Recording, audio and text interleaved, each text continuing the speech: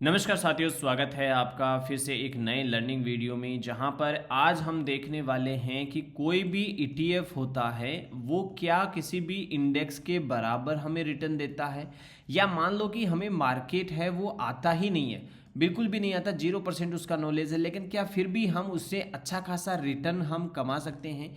तो वीडियो को आप अंत तक देखना। मैं एग्जाम्पल लूँगा यूएस मार्केट के, ताकि सेबी का कोई प्रॉब्लम नहीं आए, और वो सब चीज़ें इंडियन मार्केट में भी अप्लाई होगी और यूएस मार्केट में भी होगी। अब जो यूएस से देखेंगे उनके लिए तो और बेनिफिट होगा।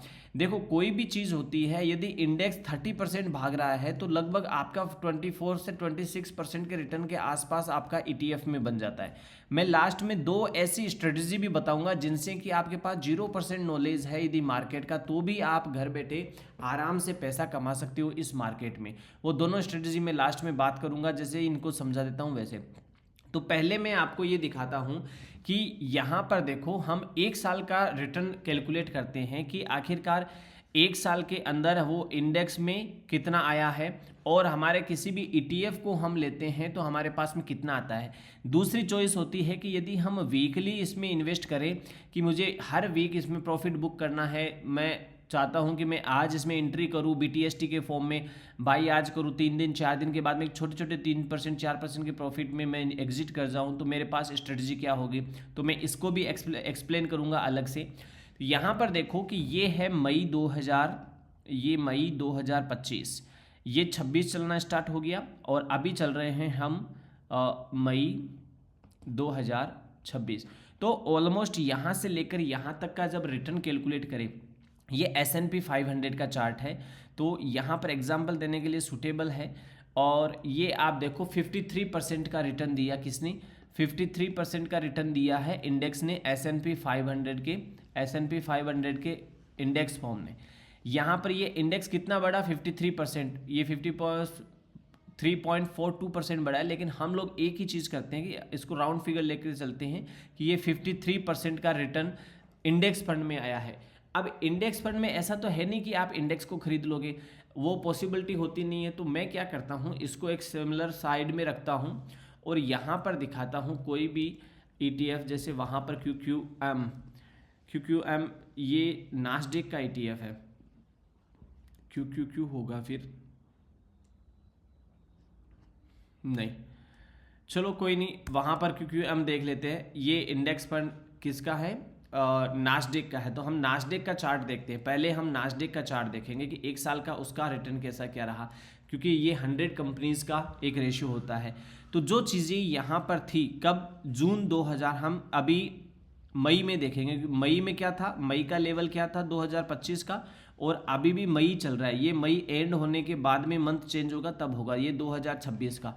तो 2026 और 2025 में क्या डिफरेंस हुआ वो देख लेते हैं। यहाँ पर ये बॉटम उस समय भी किसी न किसी कारण से यहाँ पर बॉटम ही लगा था, और इसने यहाँ पर 74% का रिटर्न दिया है, यानी 1 ईयर का रिटर्न कितना है, 74% के आसपास है अबाउटली। तो ये है अपना नास्डेक का। ठीक है, अब हम इसका ईटीएफ में चलते हैं। वैसे ही किसी भी स्टॉक का ईटीएफ हो सकता है, इंडेक्स फंड का ईटीएफ हो सकता है, परफेक्ट। ये नास्डेक का ईटीएफ है। ये मैंने पहले कैलकुलेशन करके रखी थी वीडियो बनाने से पहले। अब ये सब चीज़ें हटा के मैं आपको फ्रेश दिखाता हूँ। अब यहाँ से यदि हम इसको मेजरमेंट करें तो वहाँ पर 73% आ रहा था, और ये ऑलमोस्ट 73.80, उससे कुछ ज़्यादा ही आया है। वो 73.40% था जो नास्डेक का इंडेक्स था, और ये जो ईटीएफ आया वो आया 73.80%, यानी कि कुछ उससे ज़्यादा ही है। अब ये देखो, आपके पास मान लो कुछ है ही नहीं, नॉलेज ही नहीं, आप 0% नॉलेज के रख रहे हो, लेकिन आपने क्या किया, मेरी एक बात मानी कि आपको ये पता है कि जो भी चीज़ें हैं हमारे लाइफ में है, जो टॉप 50 कंपनीज है, टॉप 100 कंपनीज है यूएस की, वो सब के सब कोलैप्स नहीं हो सकते एक बार में। चाहे कोई वॉर सेशन स्टार्ट हो जाए, चाहे कोई रिसेशन आ जाए या इन्फ्लेशन का कोई डर आ जाए या कुछ भी गड़बड़ हो जाए, ये सब की सब कंपनियां डूब नहीं सकती किसी भी कारण से। यदि एक दो कंपनी डूबती है तो इंडेक्स क्या करता है, उनको बाहर कर देता है, एग्जिट कर देता है एंड न्यू इंसर्ट कर लेता है। इसलिए हमारे लिए इंडेक्स है वो बहुत अच्छे लेवल पे काम करता है और वो बहुत बेस्ट लेवल पे होता है।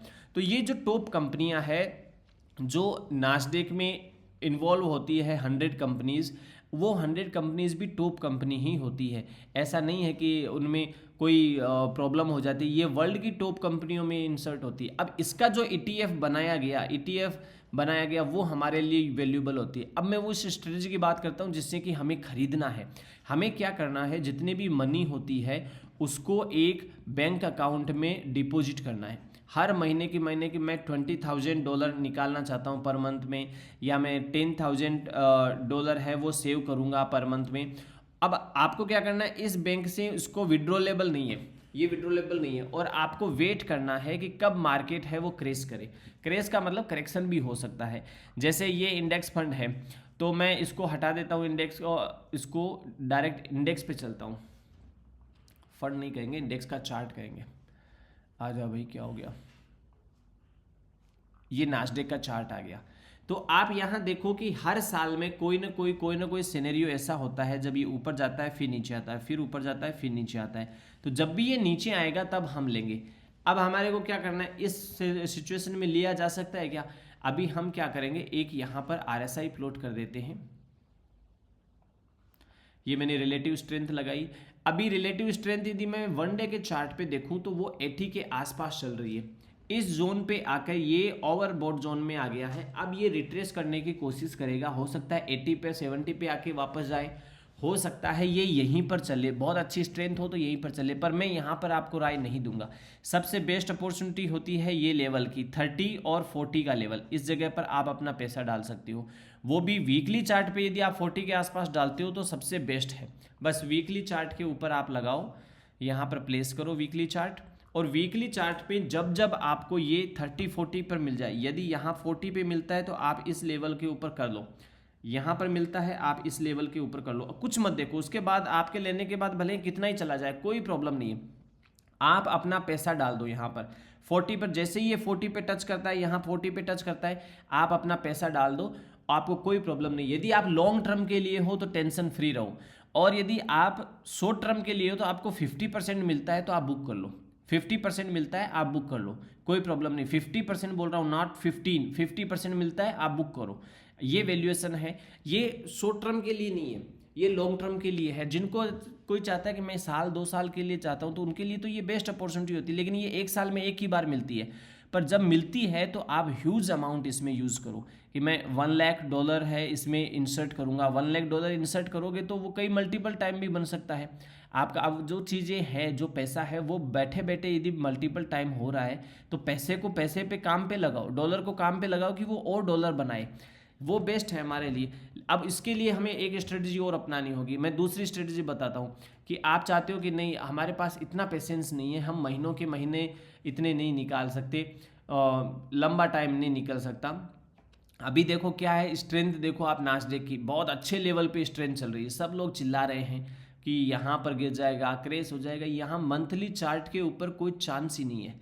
कुछ हो सकता है 2027 के बाद में आके थोड़ा करेक्शन के मूड में आए और ले तो ये हल्का हो, लेकिन अभी तो इसमें दिखाई नहीं दे रहा है। और कोई न्यूज़ की वजह से यदि ऊपर नीचे होता है तो बात अलग है।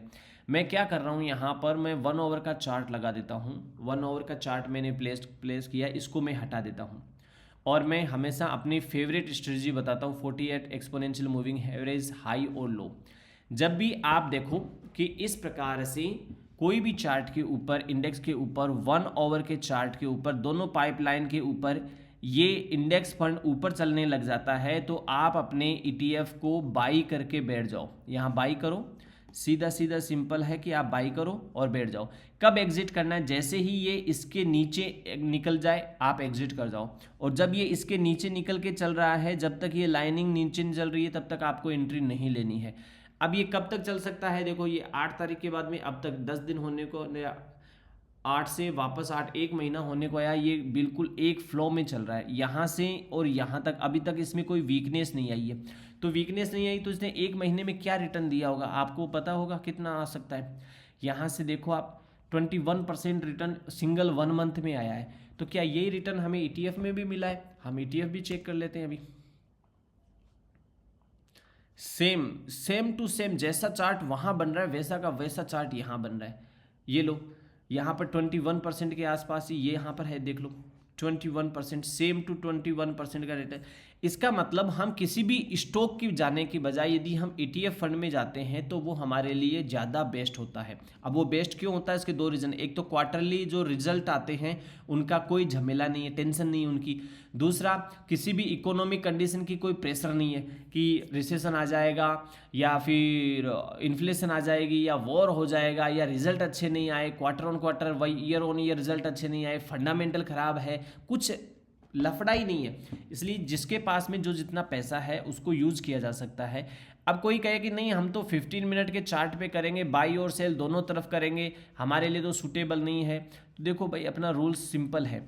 आप बाई करना चाहते हो सही है, सेल करना चाहते हो तो भी सही है। If you are a trader then you can do both side. आप यदि सेल करना चाहते हो तो रूल एक ही है, दोनों लाइनों के नीचे चलना चाहते हो आप सेल कर दो, लेकिन सेल करने के लिए आपको आना चाहिए ना कि मैं किस प्रकार से शॉर्ट करूंगा, मुझे शॉर्ट की कवरिंग कैसे करनी है, मुझे हेज कैसे करके चलना है। आपको नहीं आता तो आप ठीक है दिमाग मत लगाओ, जो चीज़ें लर्न की हुई नहीं है, जिन चीज़ों को सीखा हुआ नहीं है, आप उन चीज़ों में केवल इतना ही करो, दोनों लाइनों को प्लेट करके रखो और 15 मिनट के ऊपर आते ही बाई सिग्नल देता है, बाई कर लो। यदि उससे नीचे चला जाता है आप शांति से बैठ जाओ, आज नहीं तो कल, कल नहीं तो परसों, 6 महीने में 12 महीने में कभी ना कभी आपके लेवल से वापस ऊपर आ जाएगा और अच्छा खासा रिटर्न देगा। बैंक हमें देता है 3 से 4%, इन्फ्लेशन चल रही है 6%, तो ये जो पैसा है ना ये जीरो है, कोई काम का नहीं है, ये माइनस में बैठा है 50% तो।